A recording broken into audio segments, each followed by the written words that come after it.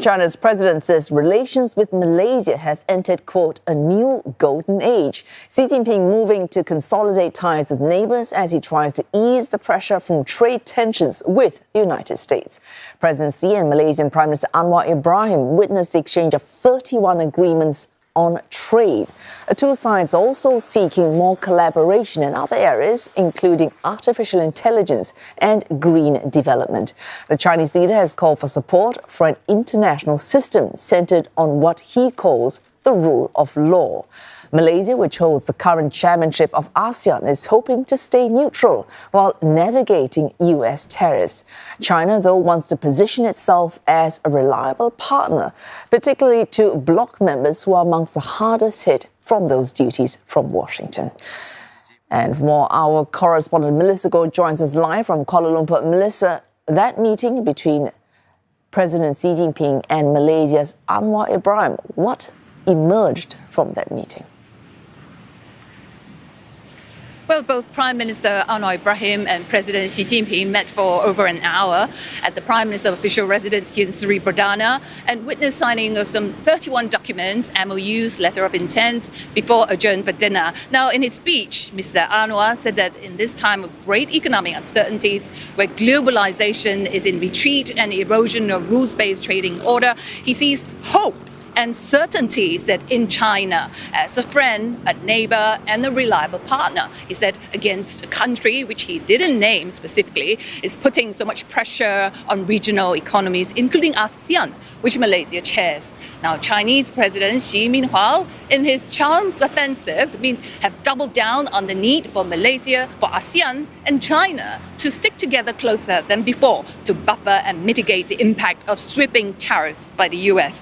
Now, China in particular is hit with over 100% tariffs, while Southeast Asian countries that benefited significantly under China Plus One strategy as companies moved their operation to Malaysia, Vietnam, Cambodia to bypass the US trade restrictions and so on, equally are slapped with high tariffs ranging from 10 to 49%, although that's been suspended for 90 days. But what's happening after 90 days, anyone's guess. And it's unnerving as we speak, as US is now probing on semiconductor and other sectors that were previously exempted for Malaysia. Now, let's have a listen from both leaders. They said this is a golden era. Let's take a listen.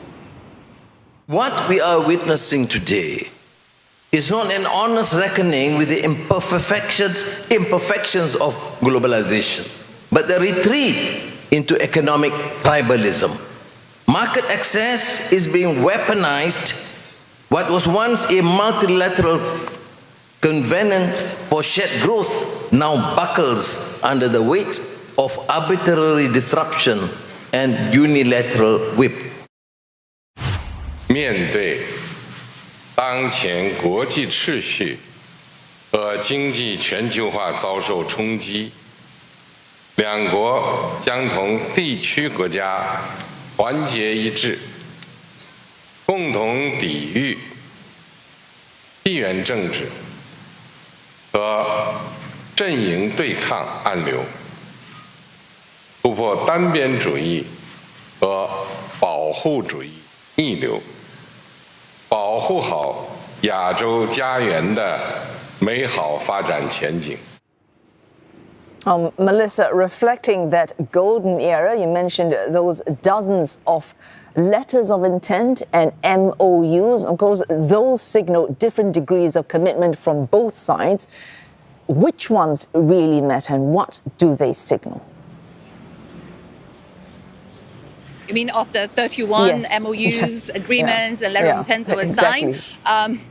They include export of fresh coconuts. Fresh coconuts, not just durians, also panda conservation, synchronizing standards to allow greater access of goods to railway technology, AI, digital economy, including incorporating Baidu satellite navigation system, also to enhance people-to-people ties in education, in research, as well as boosting tourism, enhancing media exchange, visa-free arrangement. Lots were signed, but hardly any details at this point in time. But safe to say that President Xi is on his charm offensive to woo Southeast Asian countries, expanding its influence. Now, Malaysia is rolling out the red carpet big time. I mean, let's check out this giant 360-degree, LED screen that's been, displayed on downtown Kuala Lumpur. This building welcoming sea from Prime Minister Anwar, and despite him being put on the tight spot, as many countries in Southeast Asia we know, including Malaysia, is trying to get an appointment with Washington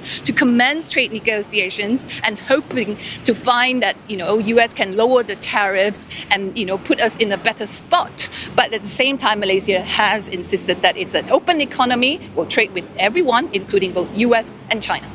Well, thanks. And Melissa Goh looking at the Chinese charm offensive and the red carpet welcome from Malaysia.